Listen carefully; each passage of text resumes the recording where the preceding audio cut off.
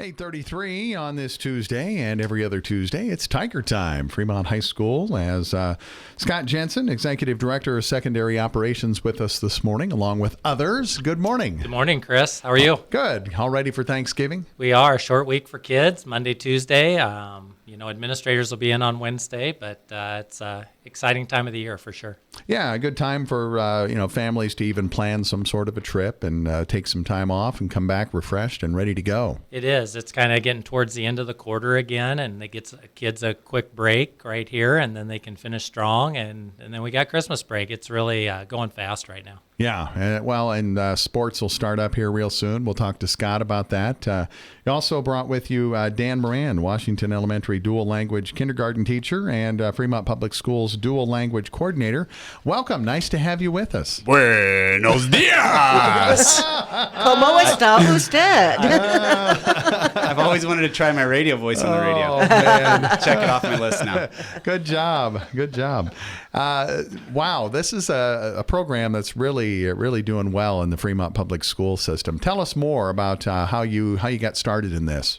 So I taught as a dual language teacher in Omaha Public Schools, and then in 2015, through a collaboration between myself and Main Street, we found a way to start a program here in Fremont. We're in year number 9. The program goes K through 8, where students are elementary, half the day in English, half the day in Spanish, and then JCAC, and then up to the middle school, they're able to take courses in Spanish. Okay, so this isn't just one school then, right? No, it's all of them. It extends. It's at Washington at the elementary level only.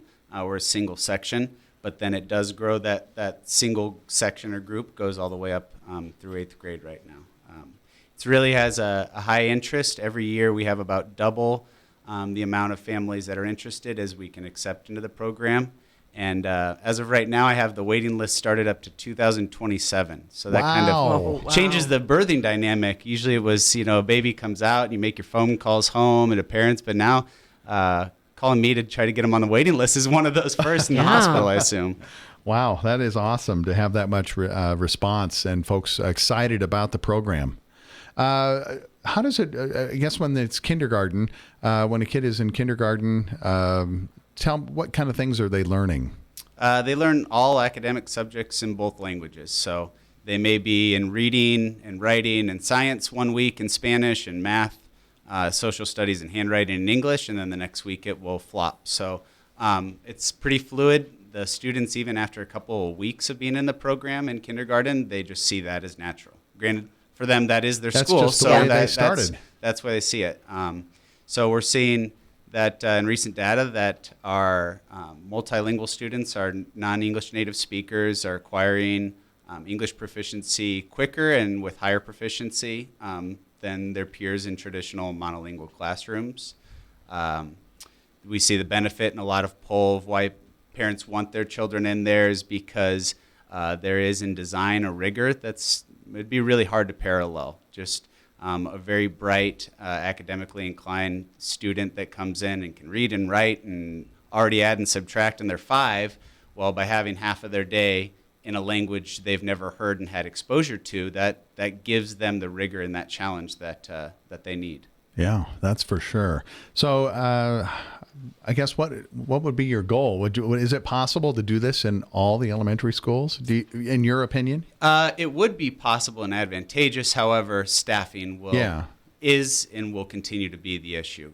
To have highly proficient bilingual staff, it's something that larger districts and larger states, they still are finding as a challenge. So right now we are maintaining a small program to learn and try to get as close to perfection as we can, although that can never be achieved.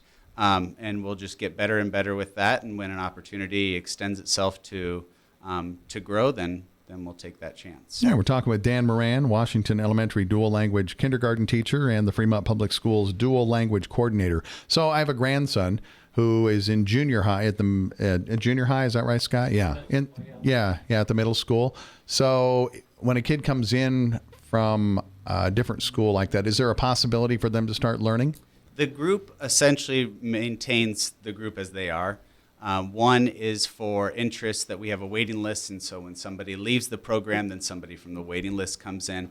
Also, the academic rigor of the program at that level, at the middle school level, would be simply too much for a student that doesn't have experience and proficiency in the language. So last year, with the 7th grade group, the course was translation. So they did legal translation, medical translation, community outreach translation. So they, for the Parks and Rec of Fremont, they translated I believe it was a 7-page, very, very, very small font summer brochure, and things like horseshoe pits and kind of obscure vocabulary that they were able to figure out the best way to send that message to families that can't read in English or don't understand English.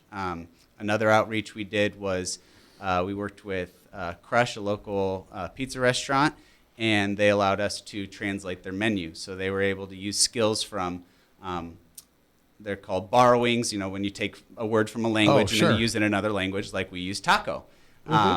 And they were able to use their understanding and their very deep linguistic knowledge to translate, which sounds like an easy task, translating a menu.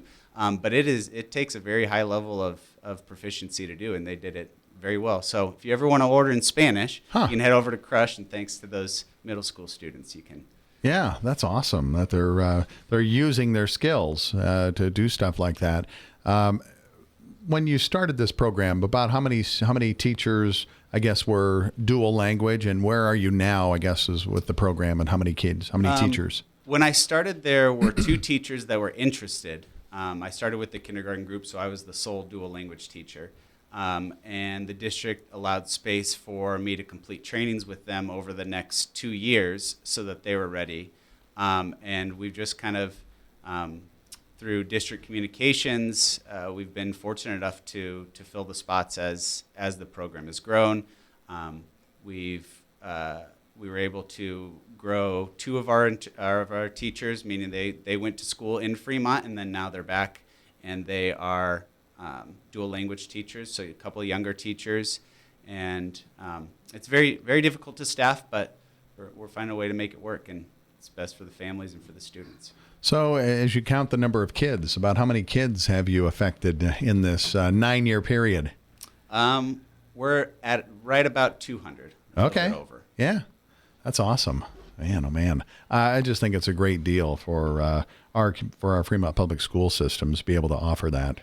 And I think it's another thing is it's a great accent. You see all the wonderful things going up in physical buildings in Fremont, and that increased stress on making students career and college ready, and finding opportunities for both, that through language we're giving them a skill that truly accents what they want to do. If they want to go into health, well, now they have language where they can, they have a step up and a leg in front of anyone else in that field. Or if they want to go into electricity or concrete or anything that our district is able to offer, and we're increasing those offerings, that they're going to not just be ready to take a higher class in college, which they could do, that they're ready to jump into the workforce if that's what they choose to do right out of high school. Yeah, a lot of good things happening there. Anything else you wanted to add? I won't bring the radio voice back, but I think I'd end the show. So I'll just say thank you on behalf of the students. Since we have English speakers, thank you. In Spanish, gracias. And we also have plenty of Quiche Mayan students, so maltiosh. Very good. Thank you. Dan Moran, I appreciate your time today. Great program as part of Fremont Public School System. Besides taking a break, there's a guy who's not going to take a break, because next week all the winter sports start up. And Scott Anderson, the Fremont High School Assistant Principal and Activities Director, welcome. Thank you. Everything starts up on, is it? Thursday is our first contest okay. Next week, November 30th. So we're looking forward to it. Actually, we still have a couple we'll call them fall activities going. We still have our one acts going right now. Yesterday they were over at Midland, got second place over there. So they were Miss Hayes and all of our students were super pumped up over that. We had great competition over there. A week prior to that, we went to York, got second place there. Okay. So they're really rolling, moving forward here. Tonight they have their home performance for the public. So 7:30. I'm guaranteeing there'll be a really good crowd tonight. It's a group that has a ton of momentum, and excited to see what they can do. Districts are on December 2nd for them at Gretna, so we're really looking forward to seeing what they can do. This is a pretty special group we have coming through. Good deal. The other thing, another celebration is Unified Bowling is going on right now. Yesterday, we had the conference tournament. The kids got second over there, so Grand Island barely got us in the finals. But the good thing is, hopefully, if districts go well, we'll see them again at state and see what we can do. We have a really good group back this year. They get along really well, really support each other, and they're just a fun group to be around. And so Monday, actually, over at 30 Bowl, we're hosting districts at 9 o'clock. So another, like I said, we're excited the kids can compete in town again. We had our home invite last Saturday, and then we get one more, which 2 in 1 year is kind of a bonus for us. So we're excited about that as well. So. Yeah, the folks over at 30 Bowl are so accommodating. Right, they've been top notch in there. Like I said, anything we need, they do everything they can to make it work, and we're lucky to have them. All right, so then what is it? Wrestling, or swimming, or basketball? Which one will start up first? Everybody starts on Thursday. Oh, they do? Yep. Okay. We also have regular bowling going as well. So we got all kinds of good stuff coming up here. So starting next Thursday, November 30th, wrestling, boys and girls both will be over at Blair for a triangular with Blair and Papio South. Our boys and girls basketball teams are going to be home. We're going to be at Papillion La Vista on Thursday. That's the early bird tournament. It's kind of those different schedules. So on Saturday, no matter what happens on Thursday, the girls will be home, and then the boys will be at Lincoln High. On Thursday. Swimming, they get started Thursday as well. We'll be over at Columbus to start off. Standing Bear, which is a new school in Lincoln, they're joining us for this year. They needed a few extra competitions on their schedule, so they're coming along with us. So it'll be cool. That'll be their first ever competition. So looking forward to it. Coach Struble and the kids, they always do a great job. So looking forward to seeing what our swimmers can do this year.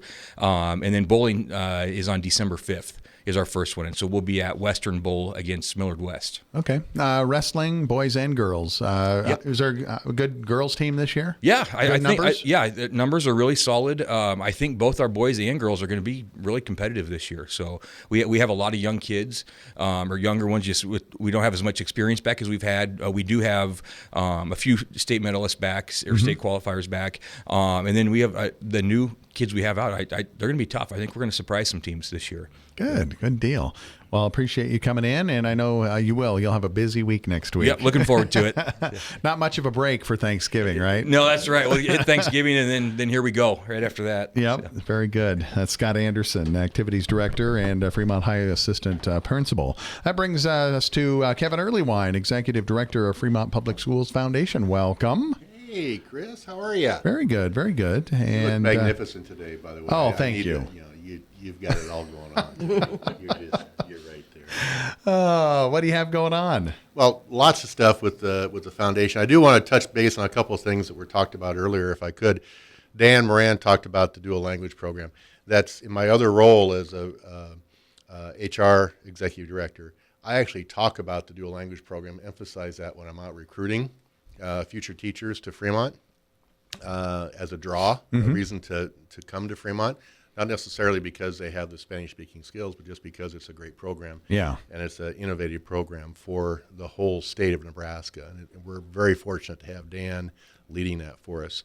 We've actually got, not because of my recruiting, but because I think Dan helped with this, we had a student teacher this year come in the fall in Dan's class, I believe, and